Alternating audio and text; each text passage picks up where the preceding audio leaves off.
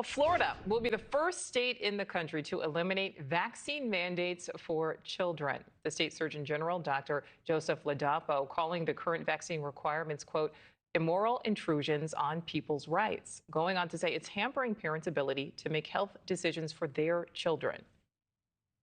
Every last one of them is wrong and drips with disdain and slavery. Okay?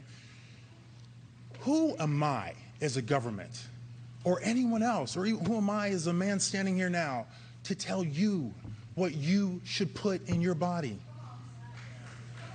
Who am I to tell you what your child should put in your body? Well, no timeline was given on when the mandates will end, but Florida is one of many states which currently allow medical and religious vaccine exemptions for school children. So I would like to welcome in now Scott Rivkees, former Florida Surgeon General and Secretary of Health. Thank you so much for giving us some of your time today. So what was your initial reaction to Dr. Ladapo's comments on Florida getting rid of these vaccine mandates just across the board? Do you think that's a good idea? Yeah, first, thank you for having me. No, it's not a good idea. This is a sad day, not just for children of Florida, but for all of Florida, because what Dr. Ladapo is doing is undermining what is one of the greatest public health achievements of the past century.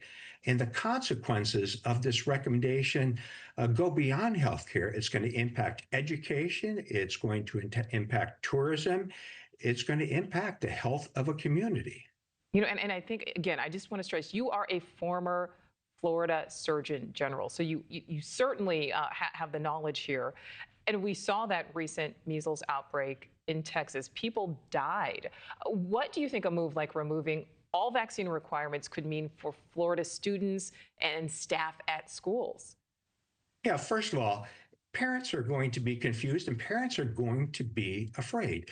You know, first, we have to acknowledge the fact that parents overwhelmingly support mandatory vaccines for children in the school setting. They want to know when their child goes to school, they're not going to be inadvertently infected by somebody who may be harboring measles or some other condition.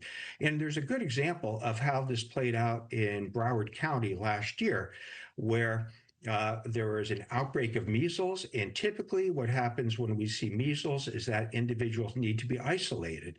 So Dr. Ladapo left it up to parents, gave parents individual freedom as to whether children would be isolated or not. And all this did was make the rest of the parents in the community scared. So even it was an area that had high vaccination rates, instead of 20 kids being out of school, you had more than 200 children being out of school. So parents will be afraid. And so, okay, let's say that all of these vaccine requirements are in fact removed. And again, so, you know, it's giving parents this choice, which means they can still choose to vaccinate their children. What kind of barriers would potentially be in place? Yeah, you know, that's a really important point. First, one of the things to emphasize is that parents still may get their children vaccinated. There's no question about that. But there will be some parents who will choose not to. And we know that these vaccines, even though they're very safe and they're very effective, not everybody will have universal protection. There are individuals who may actually have immune systems where they may be especially vulnerable.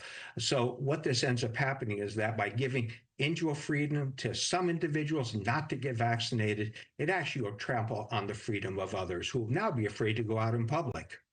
Thank you for watching. Subscribe below and download our NewsNation app right now on your phone, and you will get fact-based, unbiased news for all Americans.